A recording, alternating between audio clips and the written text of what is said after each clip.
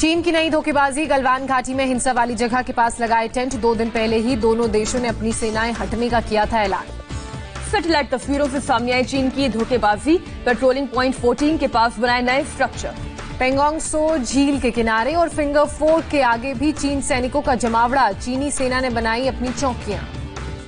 भारत और चीन के बीच वीडियो कॉन्फ्रेंसिंग के जरिए डिप्लोमेटिक बातचीत। दोनों देश पूर्वी लद्दाख से अपनी सेना हटाने के फैसले को तेजी से लागू करने के लिए राजी। 15 जून को गलवान घाटी में झड़प के बाद चीनी सेना का पहला बयान। चीन के रक्षा मंत्रालय के प्रवक्ता ने कहा, बॉर्डर पर शांति बनाए रखना दोनों देशों के हित में। चीन के विदेश मंत्रालय ने भारत पर झड़प के लिए उकसाने का झूठा आरोप लगाया। कहा, चीन को नहीं ठहराया जा सकता जिम्मेदार।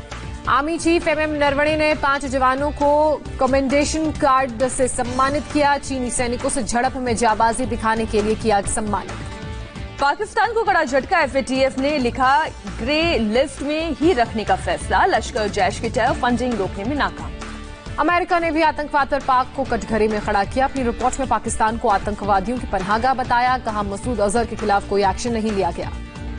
फिर भारत के हमले को लेकर डरा पाकिस्तान के विदेश मंत्री ने कहा, चीन से ध्यान हटाने के लिए भारत रच सकता है पाकिस्तान पर हमले की साजिश।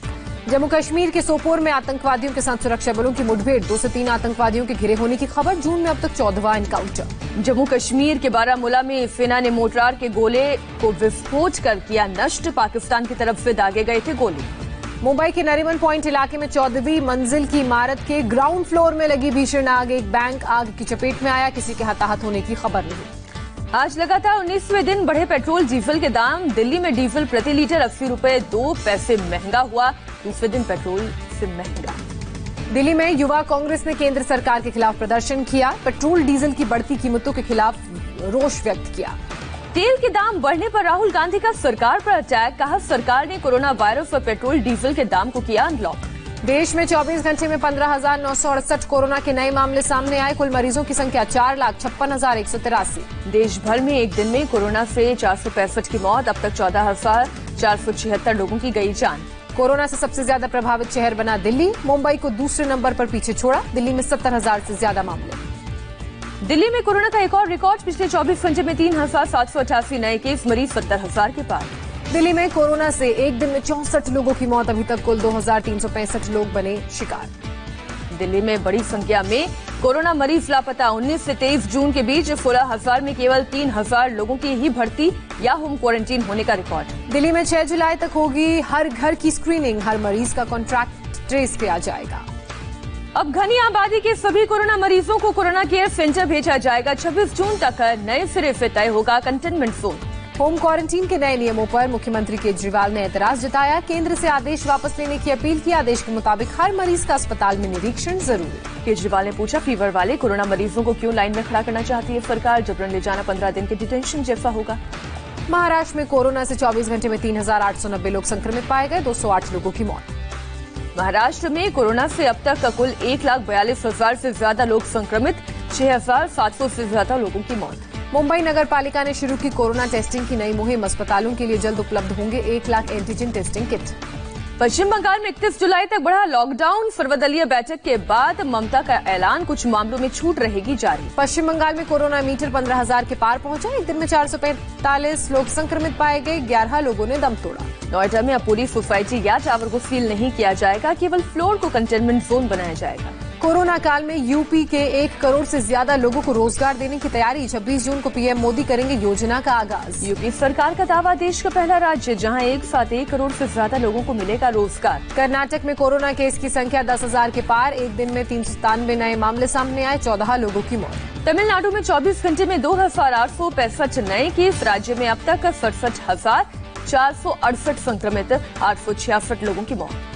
केरल में कोरोना मरीजों के लिए अनूठी पहल। कोविड वार्ड में बजेगा FM रेडियो। पढ़ने के लिए मिलेंगी किताबें। बिहार एमएल से चुनाव में कांग्रेस ने तारिक अनवर को बनाया उम्मीदवार। पार्टी आला कमान ने नाम पर लगाई मुहर। आज दिल्ली और आसपास के इलाकों में दस्तक दे सकता है मानसून। कल राजधानी के कई इलाकों में हुई बारिश। हिमाचल प्रदेश पहुंचा मानसून। राजधानी शिमला समेत कई इलाकों में हुई झमाझम बारिश। पिछले साल के मुकाबले 1 सप्ताह पहले आया मानसून। केरल के कई शहरों के लिए मौसम विभाग ने जारी किया ऑरेंज अलर्ट। भारी बारिश का अनुमान। असम में भारी बारिश के बाद ब्रह्मपुत्र नदी का जलस्तर बढ़ा। गुवाहाटी में खतरे के निशान से भी 1 मीटर नीचे जलस्तर। असम के तिनसुकिया में भारी बारिश से रूपाई ब्रिज का एक हिस्सा ध्वस्त हुआ। यातायात पूरी तरह से ठप हुआ। जम्मू कश्मीर के द्रास में इंडियन इंजीनियरिंग सर्विस के अधिकारी की तलाश में सर्च ऑपरेशन। गाड़ी का संतुलन खोने से ड्राइवर समेत नदी में गिरने के बाद हुए लापता। डॉक्टर की आत्महत्या मामले में आम आदमी पार्टी के नेता प्रकाश जारवाल को राहत। दिल्ली हाईकोर्ट ने बेल मंजूर की। शीना बोरा मर्डर केस के मुख्य आरोपी इंद्राणी मुखर्जी ने अंतरिम जमानत याचिका दाखिल की। कोरोना संक्रमित होने का खतरा बताया। सूरत में महिला बैंक कर्मचारी के साथ पुलिसकर्मी की बदसलूकी पर राष्ट्रीय महिला आयोग ने संज्ञान लिया। सोशल मीडिया में वायरल हुआ था वीडियो। दिल्ली के तीनों नगर निगम में नए मेयर निर्वाचित। जयप्रकाश नॉर्थ दिल्ली, अनामिका दक्षिण दिल्ली और निर्मल जैन पूर्वी दिल्ली नगर निगम के मेयर बने। लखनऊ में एंटी भूमाफिया टास्क फोर्स की कार्रवाई जारी। पूर्व दर्जा प्राप्त राज्य मंत्री इकबाल अली का अवैध निर्माण गिराया गया। कोरोना को लेकर WHO की चेतावनी। अगले हफ्ते तक दुनिया में 1 करोड़ लोग होंगे संक्रमित। दुनिया भर में कोरोना से अब तक 94 लाख से ज्यादा लोग संक्रमित पाए गए। 4.25 लाख से ज्यादा लोगों की मौत हुई। अमेरिकी राष्ट्रपति ट्रंप ने कोरोना वायरस को लेकर फिर चीन पर बोला हमला। फीनिक्स की रैली में कुंग फ्लू वायरस करार दिया। IMF ने दुनिया की अर्थव्यवस्था के अनुमान को घटाया। इस साल -4.9% हो सकती है कमी। पहले 3% गिरावट का जताया था अनुमान। IMF के मुताबिक 2020 में भारत की GDP में 4.5% की आएगी गिरावट। अप्रैल के पूर्वानुमान के मुकाबले धीमी होगी recovery. Income tax return file करने की लास्ट डेट बढ़ी। साल 2018-19 के लिए 31 जुलाई और 2019-20 के लिए 30 नवंबर 2020 आखिरी डेट। आधार को पैन कार्ड से लिंक करने की आखिरी तारीख बढ़ी। अब 31 मार्च 2021 तक कर सकते हैं लिंक। कोरोना पॉजिटिव पाए जाने के एक दिन बाद पाकिस्तान के पूर्व कप्तान मोहम्मद हफीज की रिपोर्ट नेगेटिव आई। PCB ने प्रोटोकॉल के उल्लंघन का आरोप लगाया। बांग्लादेश क्रिकेट टीम का श्रीलंका दौरा रद्द। जुलाई में होनी थी टेस्ट सीरीज। मुंबई में 3 महीने बाद 2 सीरियल्स की शूटिंग शुरू हुई। कोरोना को देखते हुए बरती जा रही है पूरी सावधानी। सुशांत सिंह राजपूत की फाइनल पोस्टमार्टम रिपोर्ट आई। दम घुटने से हुई सुशांत की मौत।